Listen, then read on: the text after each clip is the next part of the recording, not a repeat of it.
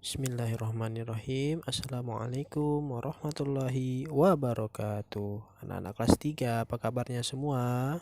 Semoga kalian semua sehat saja dan dalam lindungan Allah ya, amin. Hari ini kita masuk ke tema 2, subtema 1, pembelajaran 5 dan 6. Mari kita simak videonya sampai habis ya. Ayo menulis. Dalam dongeng Bunga Melati yang Baik Hati terdapat pesan yang patut kita contoh.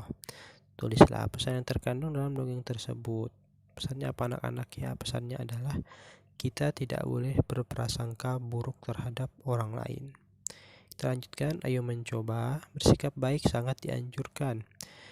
Bersikap baik kita lakukan kepada manusia, tumbuhan, dan hewan. Dengan bersikap baik, kita pun akan mendapatkan kebahagiaan. Jika kita bersikap baik terhadap tumbuhan, maka tumbuhan akan memberikan banyak manfaat pada kita. Salah satu sikap baik yaitu mendoakan yang baik untuk orang lain.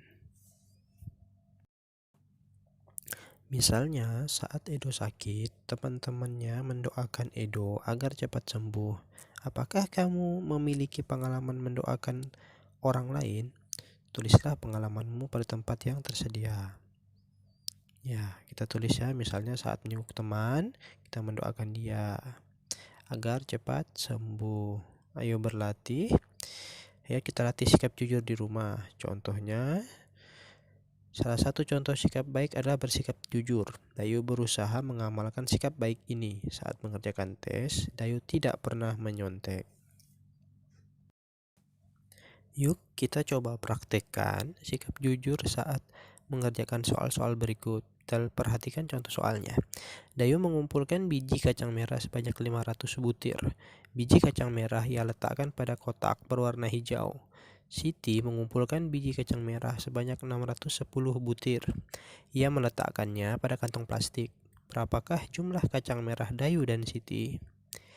Ya, berarti 500 ditambah 610 sama dengan 1110. Jumlah kacang merah Dayu dan Siti adalah 1110 butir. Jika tempat menyimpannya kita tukar, kacang merah Siti diletakkan pada kotak warna hijau, sedangkan kacang merah Dayu diletakkan dalam plastik. Berapakah jumlah kacang merah Dayu dan Siti? Berarti 6100 tambah 500 sama dengan, tetap ya, 1110. Jadi walaupun kita tukar hasilnya tetap sama. Jumlah kacang merah Dayu dan Siti tetap 1110 butir. Kalimat matematikanya bisa kita tulis seperti berikut. Bisa kalian lihat di situ ya. Sekarang ayo kita mengerjakan soal latihan. Nah, ini untuk latihan saja ya. Selesaikanlah soal-soal cerita berikut ini seperti contoh. Edo mengumpulkan 530 helai daun nangka. Ia menyimpannya dalam kantong plastik hitam. Beni mengumpulkan 720 helai daun nangka. Ia meletakkannya dalam kantong plastik merah. Satu hitam, satu merah ya. Berapakah jumlah daun yang dikumpulkan Edo dan Beni? Nah, nanti kita tuliskan di situ, tambah jumlah daunnya. Jika tempatnya ditukar bagaimana? Tempat menyimpan daun milik Edo dan Beni ditukar. Daun Edo diletakkan pada kantong plastik merah, daun Beni diletakkan pada kantong plastik hitam. Berapakah jumlah daun milik Edo dan Beni? Ayo kita bahas ya cara mengerjakannya. Berikut cara menuliskan kalimat matematikanya. Ya, kita tulis bersusun 530 ditambah 720, 0 tambah 0 sama dengan 0, 3 tambah 2 sama dengan 5, kemudian 5 tambah 7 sama dengan berapa? Ya, 12. Jadi kita tulis 12 di situ, 1220 hasilnya. Kita tulis berarti kalimat matematikanya 530 tambah 720 sama dengan 1250. Kita tukar ya. Berarti kesimpulannya ya seperti itu ya. Nulisnya anak-anak bisa diperhatikan. Ya, sekarang kita masuk ke pembelajaran 6 ya anak-anak, tentang ayo bercerita.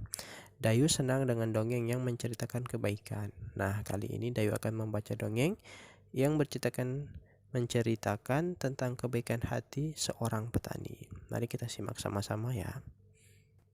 Dongengnya berjudul Petani yang Baik Hati. Suatu hari, tinggallah seorang petani yang baik dan murah hati. pada saat petani itu pergi ke sawahnya, ia menemukan seekor burung pipit yang kakinya patah.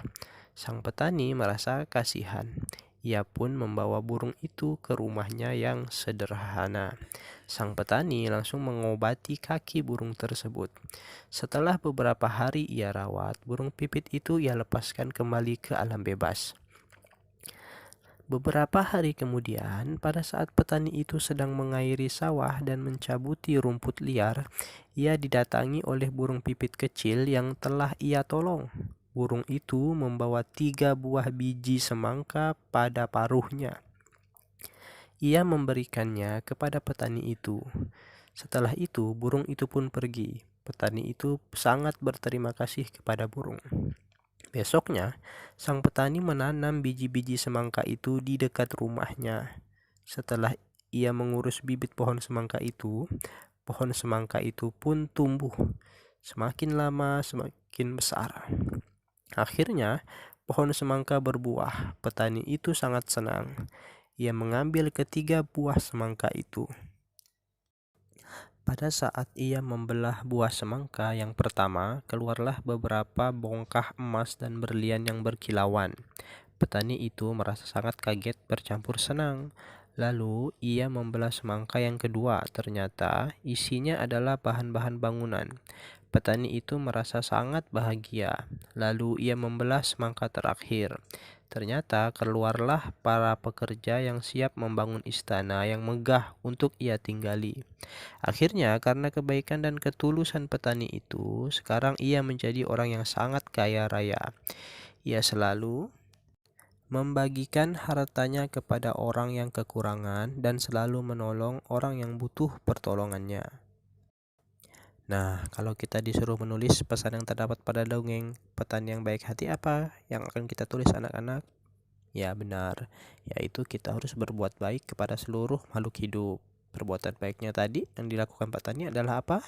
Ya, ia menolong burung pipit yang kakinya patah. Nah, mengapa kita harus berbuat baik kepada semua makhluk hidup, khususnya kepada tanaman? Ya, secara umum bisa kita jawab karena tanaman juga makhluk ciptaan Tuhan dan juga tanaman sangat bermanfaat untuk kita. Jadi apabila kita berbuat baik kepada tanaman, maka manfaat baik dari tanaman itu akan kita rasakan juga. Nah, alhamdulillah sekian video pembelajaran kita di pembelajaran 5 dan 6 tema 2 subtema 1 ini anak-anak. Nah, seperti biasa di sini ada 5 soal yang harus kalian kerjakan di buku PS tematik kalian. Ya, kerjakan dengan hati-hati, tulisan yang rapi, teliti ya anak-anak. Jangan lupa membaca doa sebelum mengerjakannya. Baik, apabila ada kesulitan bisa menghubungi Bapak, Ibu, wali kelasnya masing-masing, atau kalau ada di rumah yang mendampingi bisa minta tolong ya, entah orang tuanya, entah kakek neneknya, entah abang atau kakaknya. Terima kasih, selamat belajar semua. Wabillahi taufiq wal hidayah. Wassalamualaikum warahmatullahi wabarakatuh.